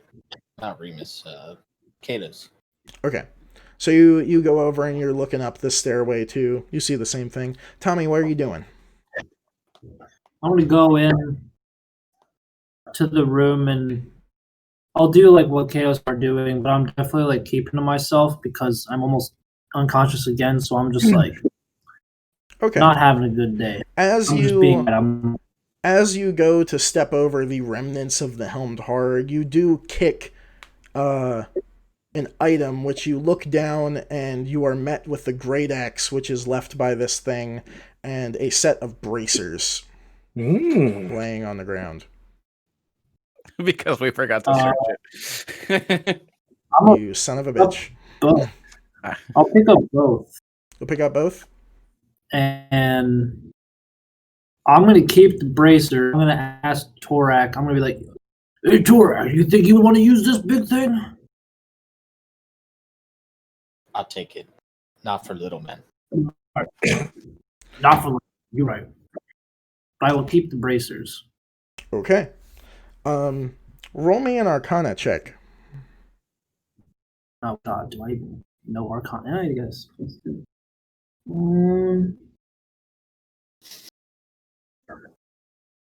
14. 14. Okay, so you get that there is a magical essence to these, and you kind of spend a minute looking at them, and you figure out that these are bracers of defense. Which, I'll read this out loud for everyone. While wearing these bracers, you gain a +2 bonus to AC if you are wearing no armor and no shield. Oh. Does anybody in our party not wear armor? I mean, barbarians usually don't. Tommy's wearing studded leather. Our barbarian friend does not wear armor. All right. I'll be like, no, I was going to keep these, but I think you could use better use of these. Why don't you take these things too? If you insist. Okay, so Brandon, you now are the proud owner of a great axe and a pair of bracers of defense. And now we'll come over to Remus. Still, no one's really paying attention to you. Okay. You find in this chest 1,976 silver pieces. 1,976 silver? Yes. Okay. 1,800 copper pieces. Okay. And 1,200 gold pieces. Okay. There is also a scroll that... Roll me an Arcana check to see if you recognize the scroll. 16. 16. It is a scroll of Charm Person. Oh, hell yeah. No, that's up my alley. And you also find 3 pearls. Okay. All right. You were just checking the safe. You weren't checking around the room. I'm getting to that. So I'm just gonna pick up all this stuff. And I'm before anybody freaks out, I'm gonna pocket it for now. We'll talk about it later. We should fucking get out of this place.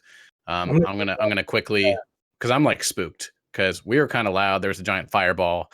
I'm gonna quickly walk over to Glassstaff and I'm gonna search him. Okay. Roll me a perception check. Okay. Josh, also roll me a perception check. I just want the staff. 15. 15. Okay, Josh? 17. 17. So, Josh, you're looking up the stairwell and you go, I might want that staff. And you turn around and you nab the staff. You are now holding a staff. Roll me an Arcana check, but I'm going to talk to Zach while you do that. Yeah, we need the Zach, as you go through this gentleman's pockets, you find 1,500 gold pieces, 736 silver pieces, and 1 ring of protection. Who keeps all that in their pockets? And how many rings of protection are in this game? I'm just like, I'm not even thinking about it. I'm just like going through his stuff and just pocketing it instantly. Not in like a shifty way. I'm just like, I'm grabbing stuff so that we can leave. And I'm going to run over to the bed too. And I want to pick up the sealed scroll. Okay. Okay. I pick up the sealed scroll. I pocket that. We'll check out what that is later. And there are potions too. They're all empty. They're all empty. All right. I say to the party, I was like, a lot of things we got to look at when we get out of here, but I think we should get the fuck out of this. Where'd my accent go? I think we need to get the fuck out of this place. I think we should probably go up the. By the way, I rolled an 18, Chris. On the Arcana check? Yes. So as you pick up the staff, you instantly recognize this thing as a staff of defense. So, for those who don't know what a staff of defense does, I don't know what it is because I don't have it open. Staff of It weighs 3 pounds. defense. It does. Basically, it lets you cast like mage armor and stuff on yourself. Let's see. Staff of defense. The staff of defense belongs to the guy, blah, blah, blah. While holding the staff, you gain a +1 to your armor class. The staff contains 10 charges used to fuel the spells in it. While holding the staff, it can be used to cast one of the following spells if the spell is on your class spell list. So basically, if you have the option to use, like to learn mage armor or shield, the staff gives you those for free. But I already know mage armor, so it's trash. Well, now you could, when you go to sleep, when you go to bed, you can unlearn mage armor and learn something different in its place. Why would I want to do that? Because the staff lets you cast mage armor even if you don't know it. But I know it. I'm very confused. It gives you an extra spell that you can learn. Unlearn mage armor, learn a better spell, keep staff, you still have mage armor. Yes. Might sell it. Yeah. With that, I think we should go ahead and take our break. Okay. I like that idea. Okay. So let's take our 10-minute break. Yep. Been recording for an hour and 45 minutes, so I think it's worth. So 10 minutes, 9:44. I do want to get us out of here a little earlier than normal, if possible. So. Yeah, I have a late night dinner almost ready. Yeah. But I'm assuming we probably just need to get out of here, right? Pretty much, yeah. That's the goal? Okay. Right. All right. Boom. We're recording again. We just left off. You guys murdered Glassstaff. You killed the Helm Horror. You revived your friend. Yeah. What's the plan? The last thing that was said was Remus saying, I think we should fucking leave.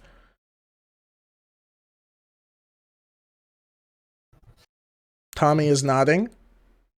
I think we could maybe go up these stairs and maybe we could just go out to the surface. That might work. It looks like he has an escape route. Oh, right. Let's do that then. All right. Do you all agree? It's definitely trying to run away. I mean, we should be cautious, but I think it may be a quick way to go. All right. Torak, what do you think? Well, we need to go up, so that like is up. It does go up. All right. So who's leading the way? I think Katos was the first person in that doorway. Yeah, I'm going. All right. So you go up the stairs, followed by Torak. Who's behind Torak? Remus or Tommy? Tommy. Tommy. All right. Remus will take up the rear as he's stuffing his pockets with things. Katos, are you just opening the door? It's a large stone. I'm talking because you're sneezing. It's a large stone slab door that slides to the north. Wait, the stairs? Yeah, you go up the stairs, and at the top there's a large stone slab door that slides to the north. Yeah, I'm gonna carefully open it. Okay. As you open it, you hear a small tick, and from above your head, a satchel falls on the ground in front of you. I open the wait a minute. Like just a bag? Like a little bag? Like a satchel. Like, yeah. It's C4. Like yeah, like a bag. Yeah, no, C4 out. What'd you say, Josh? I said, no, it's a bag. I get it. Yeah, it's a bag.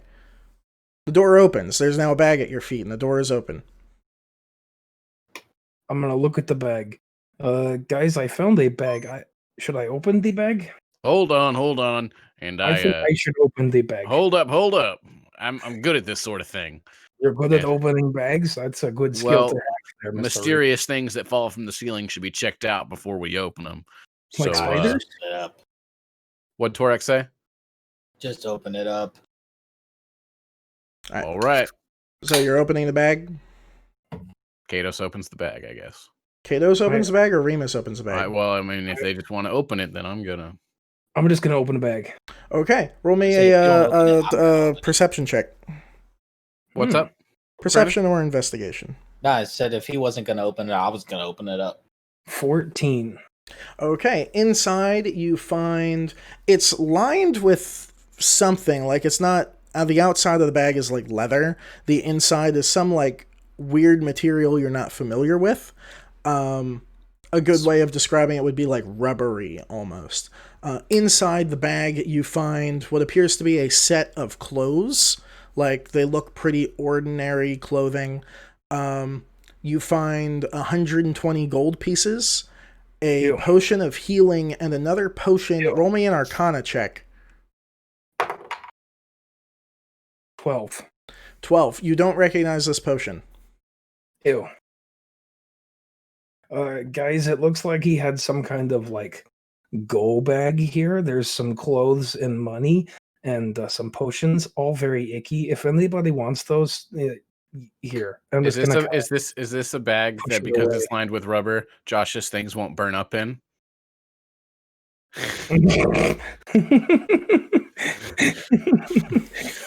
Who knows? This seems like the idea here. Rubber melts. Rubber does melt. But can demons penetrate rubber? Is rubber like lead? Hold on. Have you watched the movie Rubber? Okay, it's a possessed tire. It just shakes and explodes. So maybe the possessed bag can fend off the possessed man. Mm-hmm. Maybe. So, Kados, do you keep the bag? No, I'm just gonna kind of like kick it. Like, there's nothing good in here. Okay. Is anyone picking up the bag?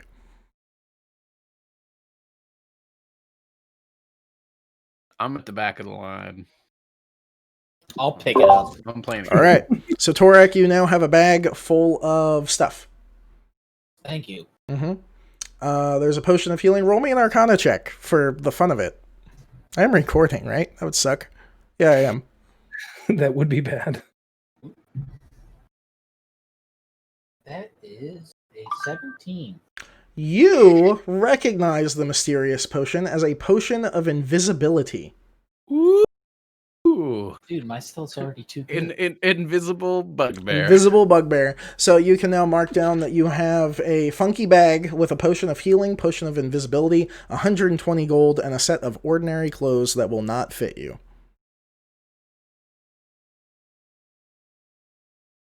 And while he's doing that, Mr. Kados, in front of you, this door slides open, and in front of you, you see a familiar sight, which is the room which you found the beaver pelts. It's the northernmost central room at the end of the cavern. Oh, I see. Mm-hmm. All right. So we just meta talk here, guys. All we need to do, if you look at the map, is just go south, cross the bridge west, and now we're out of the cave. We gotta get the prisoner. Oh yeah. Thank you, Tommy. Where are the beaver pelts? The beaver pelts are in that. So in the middle of the map, Mr. Kados.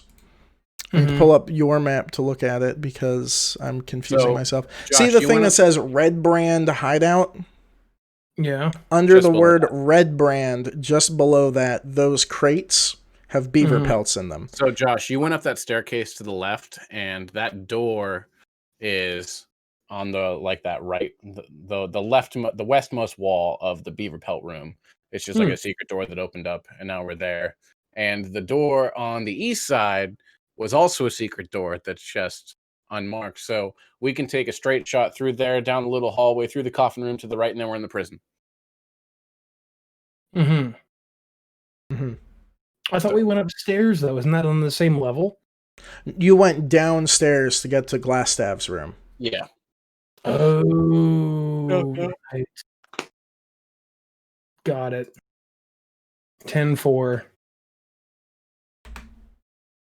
Whoop. I wish there was a way that they marked like floor levels better. Whether it was just like Yeah. density of the floor, like the transparency or something. That's a really good idea.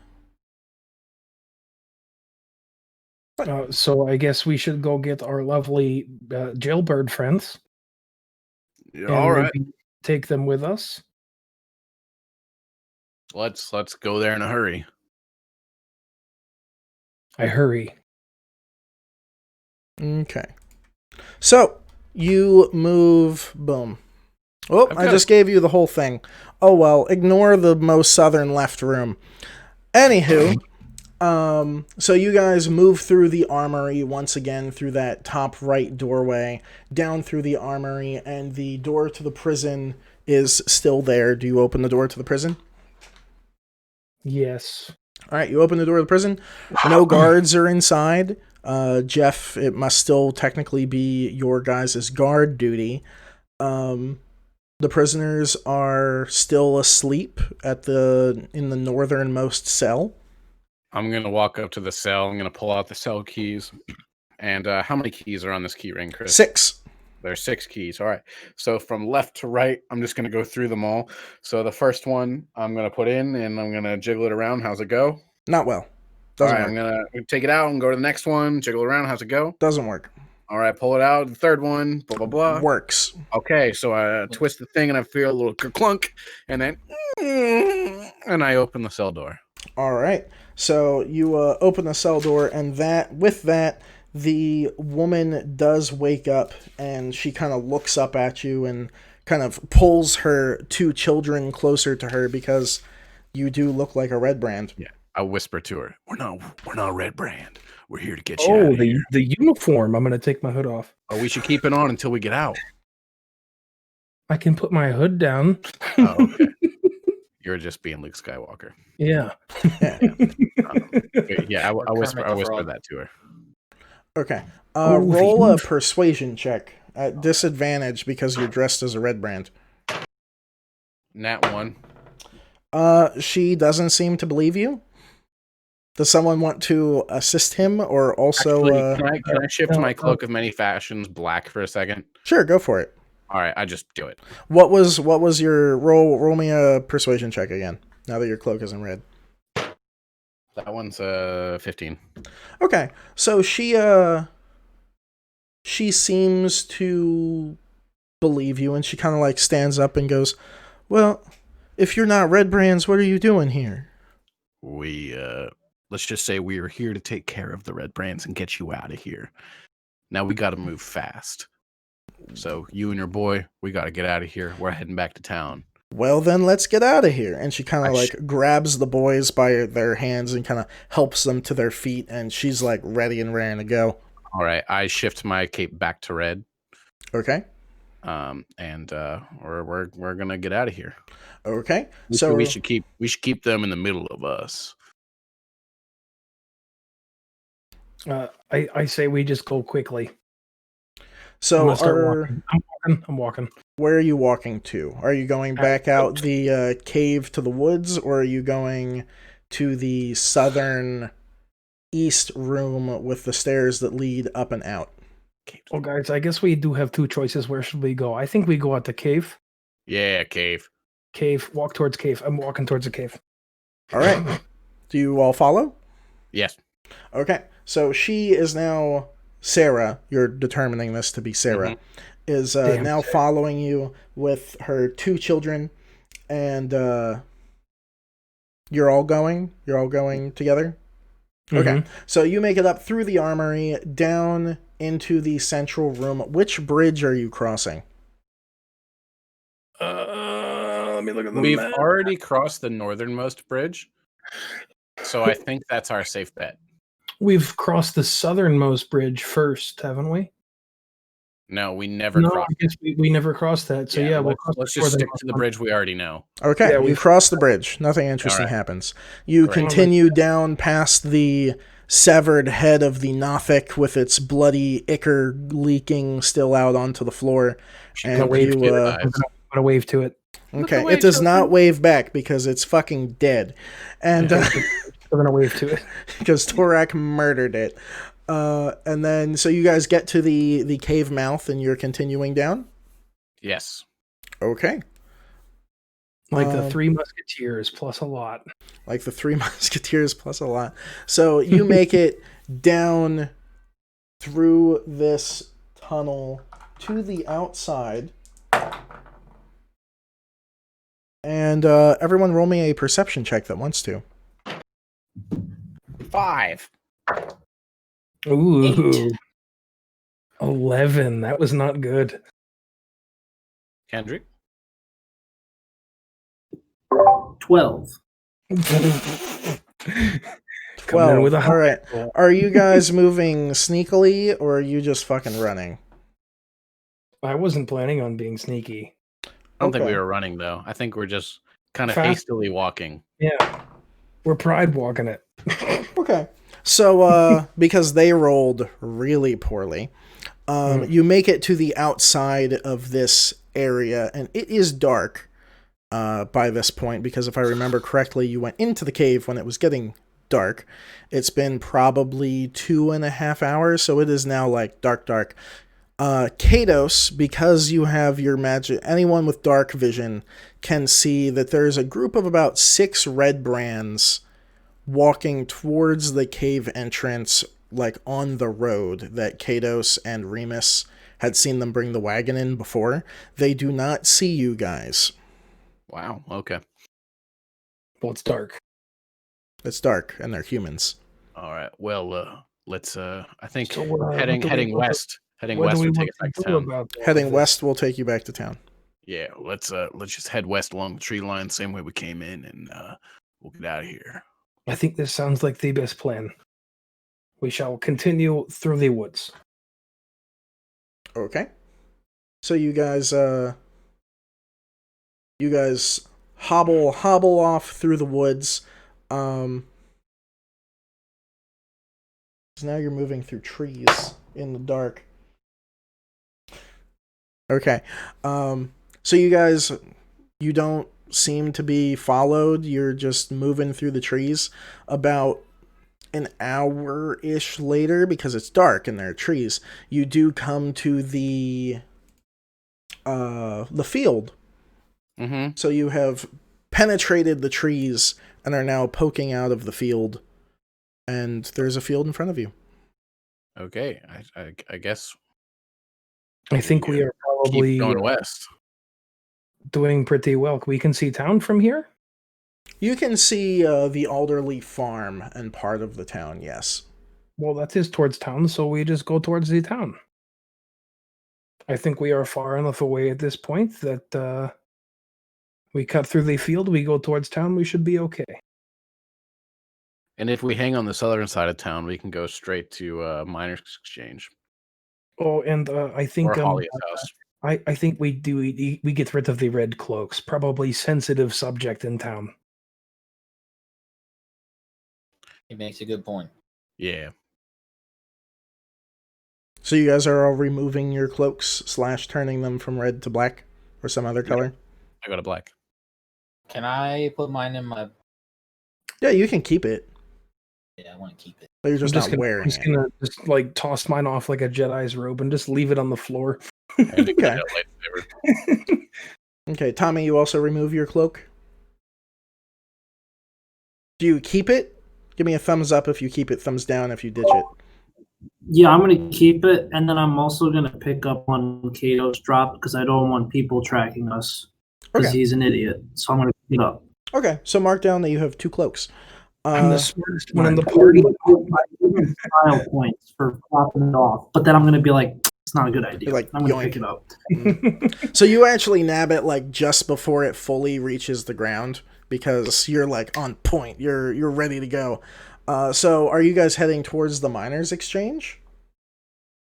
I mean, Miss Sarah, where do you know where your house is? I mean, of course we know where our house is. We should go to Holly. Well, that's not my voice. Do you want to go back to your house? I want to go someplace safe. We should check back in with Holly first. Let her know we got everything. I think maybe first we go to the inn and take these lovely travelers there with us.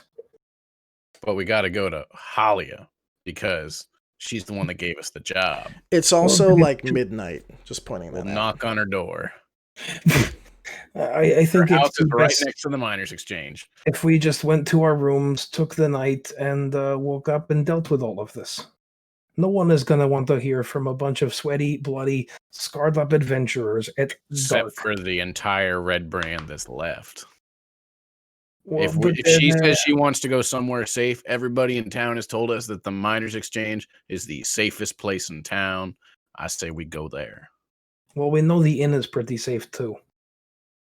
Although there was that one night where they tried to break in and steal from the safe, but that sucker was not a very good thief. Sarah just kind of like pokes up and goes, I mean, Thalia is one of the most feared and respected people in the town, and we only live one house away from her, so that might work out for us. Let's go there. Okay, so you're moving towards the miners' exchange across the Alderleaf farm? Yes. Okay. So you guys make it across the field. You make it across the little hunk of farmland. It is a little slow going because of her two children. And you make it to the house next to the miners' exchange, which is Halia Thornton's home. All right. Well, I guess I'm going to approach the door and give it a couple thuds. Okay. With that, you give me a perception check. Okay. 10. Okay. You don't hear anything. Okay. Immediately. Okay. How quick are you going to do something else? I'm just going to say, Halia, it's Remus, and the rest of the gang. We're back. The door pops open, and the first thing you see is a barrel of a large gun. All right, yeah. Hey, relax. We're all back here. We're back. We did the job as described. Not a person was hurt, except the one. And she kind of pushes the door the rest of the way open, seeing that it is you guys. And she kind of looks at you all with like a look of like, fuck yeah. And then she meets eyes with Sarah and kind of throws the gun at her side and kind of pushes past you and goes, my goodness, dear, where have you been? And Sarah goes, oh, well, we were, after my husband was killed by the Red Brands, they took us hostage up in their hideout. And she goes, well, you come right inside. And she kind of like shushes her and her kids inside. And she goes, well, I suppose I owe, this is Halia, by the way, suppose I owe you all a bit of gratitude and, I believe money. However, I didn't expect you to come by my house. So would you mind waiting until tomorrow during the day when I can get into the miners' exchange and give you guys money? Fine by me. Josh, you're muted. Maybe Sarah and the kids would like to stay here? I'm going to keep them here for the night. Make sure you they're... Keep them. Yeah, they already went in. Yeah, they're the thing with them. They are good. Something we knocked will on go my back door. to our rooms and we will have a good time. Okay. So she just kind of nods and she reaches a hand out towards you, Kados, to shake your hand. I shake her hand. Okay. It's, again, a firm handshake. I don't think she My shook hand your is hand before. Very cold. She kind of takes her hand away and she kind of looks at it for a second and kind of wipes it on her breastplate. I'm just gonna shrug at her like. And well, I normally open up around sunup or around 8. So if you come by anytime after that, I think I already paid you a little bit. I think 400 gold afterwards. I have it written down at the miners' exchange, whatever it was. Sounds good to me. I don't even use money, to be honest. Oh, fair enough. So I'll see you guys in the morning. Again, thank you. And I'll see you then. And she turns around and goes inside. And this time when the door closes, you can hear like 3 to 4 sets of like thuds and clanks of like locks being locked on this door. She's a well dug in individual. So with that, sounds like you'd get along with her, Chris. I definitely would. So with that, it is 10:12. Do you guys want to end here? Or do you want to get back to your rooms and have a good old long rest? You want to get back to your rooms? Let's just say we take the walk back to the rooms. Okay. Yeah, let's say we take the walk back and take a long rest. I mean, if you think this is the best place to end for the night, we could. But no, we can go back. I just wasn't sure how people were feeling. Oh yeah, so I wanted to get the reaction. Yeah. So you guys make it back to the rooms, no problem. Inside, there's the old lady playing cards with the gentleman again. There's a couple people having drinks still. The bartender / owner, which I can't remember his name, he kind of gives y'all a nod, and you all go upstairs to your prospective rooms. Torak, you find your room that you did not sleep in the night before. Kados, you go into your room. Your window is still open from yelling at the noisy children the night before. I'm gonna leave it open. Okay. Tommy, you enter your room, and it's just as you left it. Hold on. Are the horses still over in the thing? Your ox would still be over at the thing, yeah. Okay. And Remus, as you open your door, you notice a figure sitting in a chair at the opposite end of the room. I knew it. That is where we will end tonight. He's found me. Ooh. Thank y'all for playing. Thank y'all for watching. Who found him? We'll see you next week. Bye-bye.